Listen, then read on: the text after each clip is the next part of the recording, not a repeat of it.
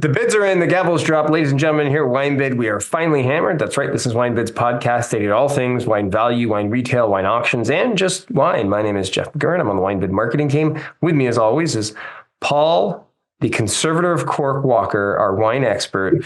Welcome again to the podcast. Paul, today we're going to be talking about auction recap. We're going to be going over auction recap for the auction that closed last night, which was Sunday, April 28th at 7 p.m. Pacific Standard Time. And we're going to be discussing some of the big movers and shakers, some auction darlings, and where we saw like a lot of interesting stuff going on. You know, first of all, let me just start off by saying we've got a crazy auction this week. We had a really cool auction last week, right? We had some really interesting stuff coming into auction. There's been some pretty exciting stuff going on, Paul. There is. Yeah, no, there for sure. I mean, there were a lot of like fun little, at least WineBid related records and hammers that we had last week. And there was a lot of crazy wine and a lot of things we haven't seen in a while. So are you going to ask me what the biggest mover was? Yes, this is the part of the podcast where we play a game, and the game is, can Paul guess the wine that went up the most? Was it the super rare Jura wine that we've only seen one other time, I think, in history? The Étoile? Nope. Okay. Was it the wine I mentioned like 5 minutes ago before we started recording? Well, hold on. I need to look at this and make sure I was looking at this correctly. Because Sylvain Petit Marsannay, because that was another one that went bonkers. No, this one, I mean, didn't quite double in price, but anyway. Oh, I don't know. No. I put this in wrong. That's why I put it in way wrong. Okay. The one that went up the most was the 85 Maison Loire, Savigny Beaune. Oh, interesting. Marconnets. That went up 170%. That's really expensive for Savigny Beaune from 1985. 555. Wow. 205 to 555. I mean, I was looking at that going like, this is nuts. But yeah, and it looks like there was just a single bottle, because I remember, interestingly, we talked about some rare wines last week from Leroy, including, I think, that Hospice de Beaune wine, which I'm not sure actually sold $6,000 or something. But there was also an 85 Maison Leroy wine. I think it was the Leroy Dauphiné. I think I mentioned it because I hadn't seen it before. It was one of those things where, super rare. But this, interestingly, with the Savigny Beaune, was Le Marconnets was the wine that went completely bonkers. 205 to 555. I'm pretty sure you can buy, by the way, Domaine Leroy, estate property wine for less than that, especially from Savigny. So that's quite interesting. That's a big one. But just to show, classic vintage Leroy, even the Negociant label wines from the mid 80s. Well, to be fair, the Domaine wasn't founded until after that, but still, wines from back then, they've got a big following. That's quite impressive. It's quite impressive. The number two, which jumped up a staggering 82% in price, was this 2019 Nicolas Jacob L'Etoile. Okay, yeah. This is the Jura wine that I thought was maybe the winner. Very, very, very hard to find, at least on WineBid. I think we've only ever sold one other bottle from another vintage a few years ago.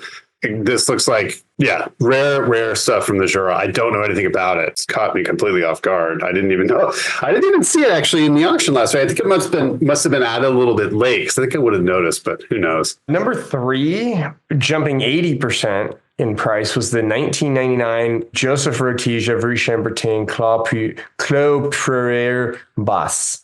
Started at 55, hammered at $99. Yeah, 99 is great. Red Berg vintage, $55, I think. Yeah, that kind of seems a little bit low for, it's Village of Ray. I don't think Clos Prairie Basse, it sounds like a Leo D. It doesn't sound like a vineyard site. So yeah, it's village wine, but still, rare, great producer, great vintage. So just under $100 still doesn't seem too bad to me. Yeah, no. Tied for fourth are the 99 Vega Sicilia Allione, which jumped from 95 to 170. Wow. And then the 2016 Tenuta del Terenere Etnarossa La Vina di Don Peppino. Was this the pre-phylloxera that I was telling you about? Also Yeah. from 95 Yeah. to 170. Okay. Yeah, that's a rare one too. Hard one to find. But the vintage on the Chardonnay wasn't terrible. It's young, right? I mean, it seems young to be pre-phylloxera. No, I mean, as far as release is concerned, yeah, 16. So it'd be very tricky to find this at retail, I would imagine. I mean, you probably find it maybe in Europe, and it might be very expensive, but that's a very sought after wine. It's very, very good too. I think I was telling you to go after it, Jeff, but looks like there was too much bidding before you were able to get a chance. So yeah, sucks to be me. And then the other wine you mentioned was the Allion, right, from 1999. I think that's kind of one of those wines, where on release, or at least, within a few years release, it's relatively readily available and it doesn't go for more than retail. I'm looking at other vintages. Looks like the 18 hammered for $80 or $81, which is probably less than retail, I would imagine, just recently as well.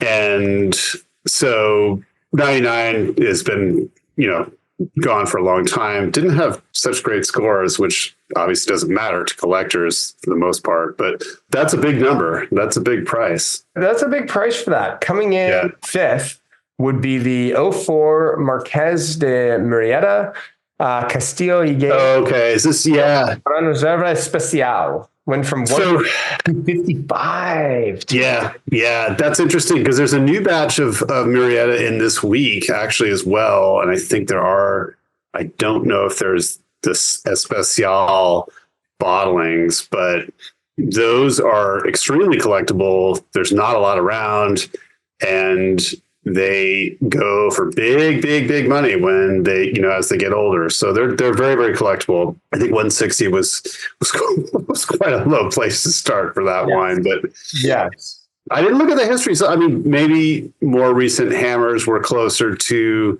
that price. I'm not sure. Yeah, it looks like, okay, 160 last year, not too long ago. So next off would be 75% increase with this 2016 LVO Cogno Barolo Rivera, or Cogno maybe. Next on the list is 71.11% increase is 2021 Alice et Olivier. Yeah, Demorge.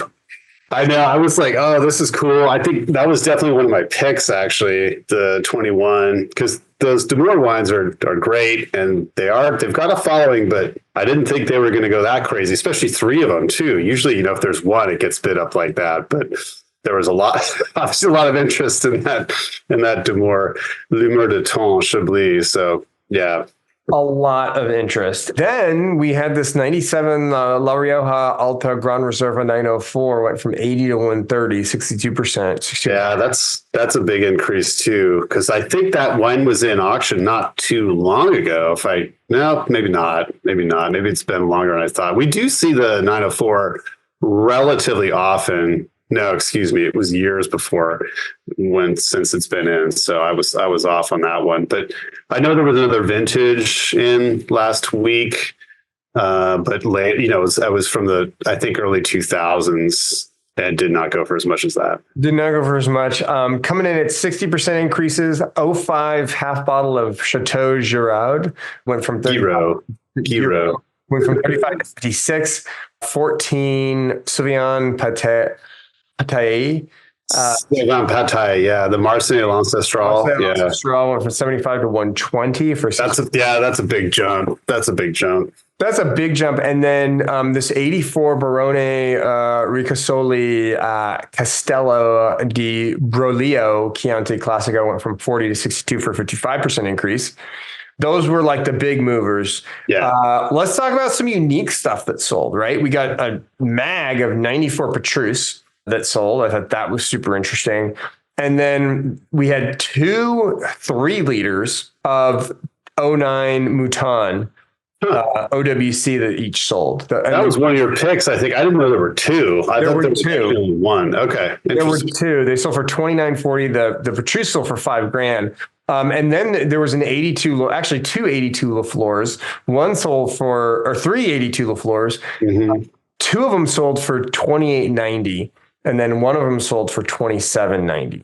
I mean, talk about an epic bottle, though. Like, that's going to be really cool to open up. 79 Margaux 3 liter. I thought that was really, that was one of my picks too. I mean, 2430. Also cool was a 6-bottle OWC lot of 04 Quintarale Amarone della Valpolicella Classico. I thought that was really interesting. That sold for 2400. Yeah, I think we brought that one up because we rarely see it in 6-pack wood cases. Yeah. One bottle broken up, sold individually, but that's a neat lot. The 74 Heights Martha's Vineyard sold for $23.50. Okay, it seems to be kind of hovering around there, 22, 23. I think we still might have one left. Yeah, I think there is. Probably. I wonder if it's, the fill wasn't quite as good or something, or the label. I didn't look at them, but. And then 09 Schaefer Hillside Select 6 liter OWC sold for $2,000. 81 Margaux 3 liter. So 2 bids took it up to 18. Well, we had 2 of them, but they ended up hammering at 1860. So a little bit of an increase. Nice bottle. And then the last one I'll mention I thought was interesting was we had some 89 Rayas Chateauneuf du Pape. Oh, right. We had a couple of those. Yeah, there was a nice selection of Rayas in last week for sure. There was. There's a really cool Rayas in last week. Let's talk about weekly winners. Right. And sure. Yeah. There was a whole string of stuff that did really, really well last week. I mean, I don't know where to start. I was talking about the lineup of La Romanée from Bouchard because we don't see that whole lot. And there was multiple vintages represented. The 01 hammered at 850, which was very impressive. Let's see. Yeah, La Marche, that was another one. 2010, La Marche Le Grand Roux hammered at 715. That wine just keeps going way up. We had the 61, if you remember, in New York, which I thought was incredible. Wine it lasts for 1961. It was fresh. It was delicious. It was amazing. So these wines seem to be getting more and more collectible because 715, I think, is a high hammer for probably multiple vintages. I don't know what the 05 is hammered for last, but 715 sounds pretty darn high to me. There was some Roumier in as well. I mentioned the 83 Clos de la Bussière, the Moët Saint-Denis Premier Cru, that hammered at 450. There was a 90 Village Chamel Musigny, which hammered at 700, which, pretty serious. We mentioned that 85 Loire. You mentioned the 94 Petrus. Yeah, Pierre's Colin Moret, Corton Charlemagne, $510. Oof. I mean, Grand Cru, yes, but Corton Charlemagne, not necessarily hitting that range. I mean, that's going up and up and up. That's really impressive. Cinequinone Rosé that I picked because I said, hey, we see a lot of Cinequinone, but we don't see 20-plus-year-old Cinequinone that much, especially the Rosé. And that half bottle sold for $650, which was quite a number. Oh yeah, I wanted to mention, actually, you were talking about unique wines that sold. The Wassenhaus Chardonnay, we've seen I think three or four maybe varieties of wine from Wassenhaus, and this time it was the Chardonnay, Austrian, small production Austrian wine that I'd never heard of. I'm not an expert, even though Jeff likes to call me that every time. Very much. Something that I would look into. Anyway, and it started at 45, hammered at 89. That was a very interesting one for me. So, but yeah, there are all kinds of stuff that sold. Lots of really cool stuff this week or last week. Lots of really cool stuff this week. And by the way, some of the stuff we mentioned, we still have bottles in auction. That's true. We didn't sell through everything. So there's still stuff out there and available. Definitely go to WineBid, check it out this week. We're going to be doing some more episodes this week. We're going to talk about all the cool stuff coming into auction.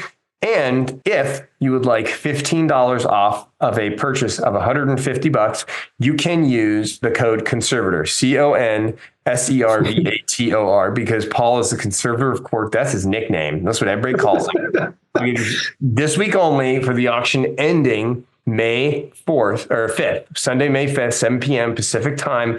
You use that code CONSERVATOR, you get $15 off an order of $150 more. With WineBid's finally hammered, this has been Jeff McGurn and Paul Walker wishing you happy bidding and cheers. Cheers.